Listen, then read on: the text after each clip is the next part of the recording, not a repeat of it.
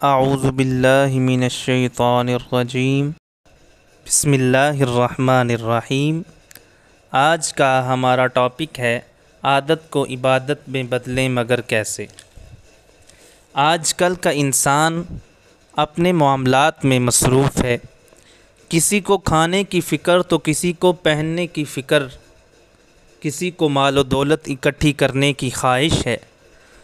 یہ کام انسان کی عادت میں شامل ہیں، کیوں نہ ہم ایسا کام کریں کہ ہمارے یہ تمام کام، یہ عادات عبادت میں بدل جائیں، کیونکہ حدیث پاک ہے نیت المؤمن خیر من عملی، کہ مومن کی نیت اس کے عمل سے بہتر ہے۔ اب انسان کھانا کھانا اس کی ضرورت میں شامل ہے، اس کی عادت ہے۔ انسان کی بقا کھانے پینے کے علاوہ نہیں ہے۔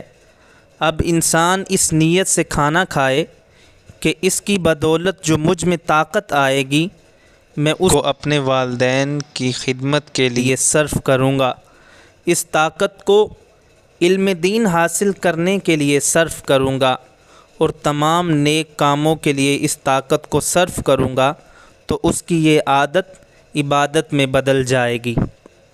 دوسری طرف نیند بھی انسان کی ایک عادت ہے اور ضرورت ہے۔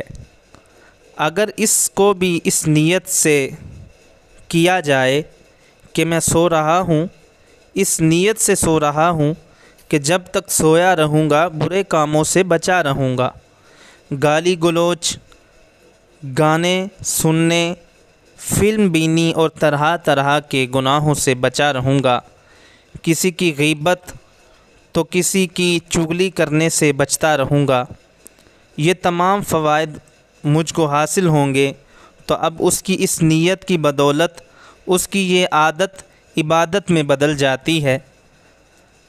تیسری طرف مال و دولت بھی زندگی گزارنے کے لیے ضروری ہے۔ اب انسان مال و دولت بھی اکٹھا کرتا ہے، اور یہ بھی اس کی ایک عادت اور ضرورت ہوتی ہے۔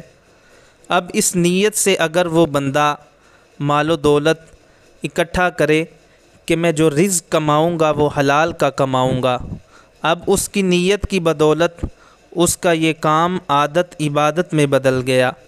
اس کی یہ نیت ہو کہ میں اس مال کی بدولت اپنے زیر کفالت لوگوں کو مال مہیا کروں گا اور ان کے حقوق کو پورا کروں گا، تو اب یہ معاملہ بھی اس کے لیے عبادت بن جائے گا۔ الغرض کپڑے پہننے سے لے کر سیڑھی اترنے اور چڑھنے تک، سیڑھیوں پر چڑھے تو اللہ اکبر، نیچے اترے تو سبحان اللہ کا ورد کرے۔ اب یہ عادت ہے، اوپر چڑھنا بھی ضرورت انسان کی ہوتی ہے، ضرورت پیش آتی ہے، لیکن اگر اوپر چڑھے تو اللہ اکبر کہے، نیچے اترے تو سبحان اللہ کہے۔ الغرض ہر کام میں انسان کی جتنی بھی عادات ہیں، اگر اس میں نیت بہتر کرے گا، جیسے حدیث پاک میں ہے کہ انما الاعمال بالنیات، کہ اعمال کا دار و مدار نیتوں پر ہے، کہ انسان کو اس کی نیت کا ثواب ملے گا، اس کے عمل کا ثواب تب ملے گا جب اس کی نیت بہتر ہوگی۔